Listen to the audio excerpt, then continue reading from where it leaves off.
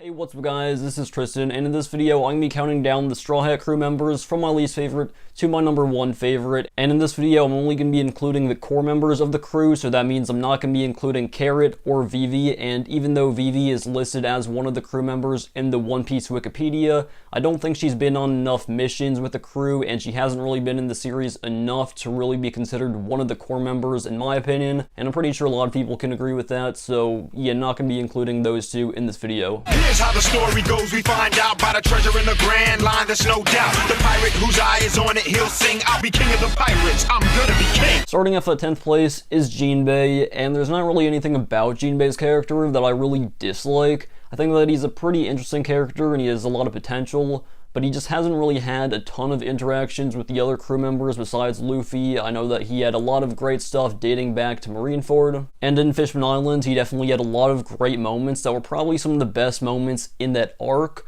But overall, I just think that he hasn't had enough great moments with the other crew members besides Luffy to really solidify himself as one of my favorites above this spot. But nonetheless, there's not really anything about his character that I particularly dislike, so he could easily go up on this list as he's in the series some more, and I know his current whereabouts in the series are sort of debated over, which I don't really want to get into for spoiler reasons, but I do think that he's going to make a comeback, and I'm pretty hyped for that. Coming in at 9th place is Franky, and I was actually kind of debating whether I should put Franky at 10th place or not, because out of all the crew members, Franky is probably the only one that I kind of dislike. And, you know, I feel like he should be kind of at 10th place, but after looking back on his moments throughout the series, I did really like his moments in Water 7/Ennie's Lobby, which was his introduction arc. And I really think that that deserves a lot of credibility, because Franky was very interesting in that arc. I think that him joining the crew was definitely a great moment. All the stuff about his backstory with him being the half-robot, half-boy cyborg, and all the stuff with him and the original Marigo ship, just such great moments. But I do think that in New World, he's become more robot than man, and I don't really like that. I sort of wish he was a little bit more of a character than just a cool robot who shot, you know, guns every once in a while. I don't really like that. I sort of wish he was more character than just cool, you know, explosions here and there. But I do still think that he had a lot of great moments, and he does have some great funny moments here and there.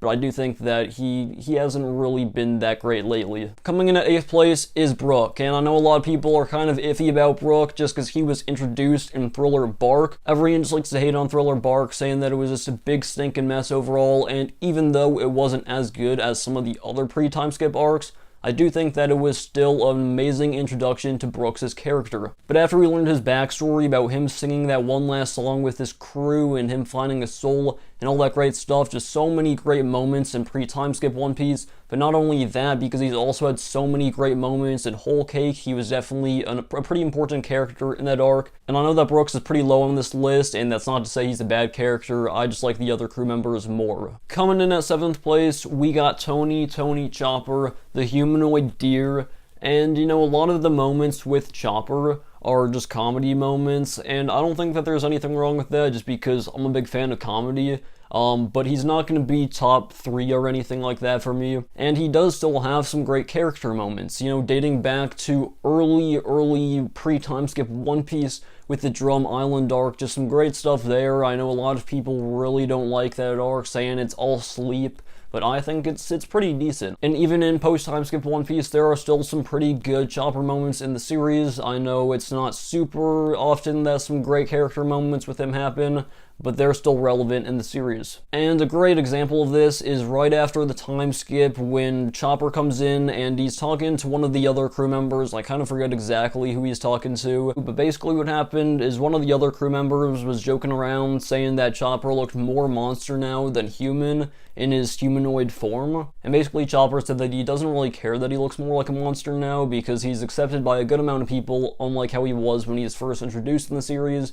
And even though that's a pretty small moment in One Piece, I do think that it's a pretty great moment. Next up at 6th place is Nico Robin, and a while back, right after I finished Ennie's Lobby of the manga, I thought that Nico Robin was my number 1 or number 2 favorite character in the series, but pretty much after the time skip, she became one of the most irrelevant and bland characters in the series, and I found this pretty surprising considering that all the stuff with the poneglyph should be revolving around her, and since that's setting the end goal for the series, she should be on the front lines with One Piece, and she hasn't really had anything like that recently. But nonetheless, I definitely think that she's had a lot of great moments in pre-time skip One Piece, with Enies Lobby and her backstory being one of my favorites, and I think that's pretty noteworthy. At 5th place is Nami, and Nami doesn't really have a ton of crazy character moments or anything like that. She did have some great stuff in Arlong Park and some cool stuff in Whole Cake, but overall, not really a ton of crazy character moments. But overall, I think that she's one of the most consistently likable characters in the series, with all of her cool moments with the weather tool, and I definitely think that's great to see a character that was likable for me, 90 volumes ago, and a character that's still likable 90 volumes later, and that's not really true with all the Straw Hat members. Number 4 is Usopp, and I'm not sure if anything else really needs to be said, because Usopp is one of the funniest characters in the series. He has some of my favorite character progression in the series, with all the stuff in the beginning of him, pretty much lying, saying that he was a pirate and a hero, and he later became both those things. But not only that, but he's also the true Sniper King of One Piece, and overall he's just such a great character. Coming in at 3rd place is Zoro, and I know a lot of people put Zoro at their number 1 place, and he's a pretty great character. He has a lot of great stuff. He was trained by Mihawk himself, and he's on the path to becoming the greatest swordsman in the world. But overall, I think that he's a little too serious. I kind of prefer characters with more humor, and even though he has some funny stuff here and there, it's not really enough to put him in my top 2. Nonetheless, though, amazing character. Yo, what's good, guys? Superman in the building. And I was asked, why is Zoro my favorite character? And I think the answer is pretty obvious. It's obviously Zoro because of his simple badassness. I think that's what makes Zoro great. I know that sounds really stupid and really basic, but all in all, Zoro is one of the most badass characters in One Piece and probably in all of anime. There's also a lot of depth to Zoro's character that a lot of people actually do realize. Like, he was just willing to die for Luffy. That being said, that shows that Zoro is more than just a meathead, a strong, badass character. He's way more than that. He has a lot of depth. He loves his Nakama. He loves Luffy. Like, not on no gay shit, but he loves Luffy. He's like an older brother to the crew. He's the protector. But once he did that for Luffy, that just grew his character so much farther. He became so much more than just a meathead. I mean, during the Robin arc, he was fucking fantastic, word. But then, when he did all of this shit for Luffy, that's when I knew this motherfucker was the GOAT. I knew that shit right away after he did that shit, when he just stood in that form and was like, nothing happened here, Sanji. That's when I knew Zoro was the motherfucking GOAT. At 2nd place is the future Pirate King himself, Monkey D. Luffy. I do think that some of the stuff in One Piece, such as Gear 4th and the Snake Man move that he used on Katakuri, could have been dealt with a lot better, but nonetheless, I do think that Luffy is one of my favorite characters in the series, and even though Luffy isn't always the most dynamic character in the series, he does have some really great moments, and especially his backstory at the end of pre-time skip One Piece makes for some really good manga.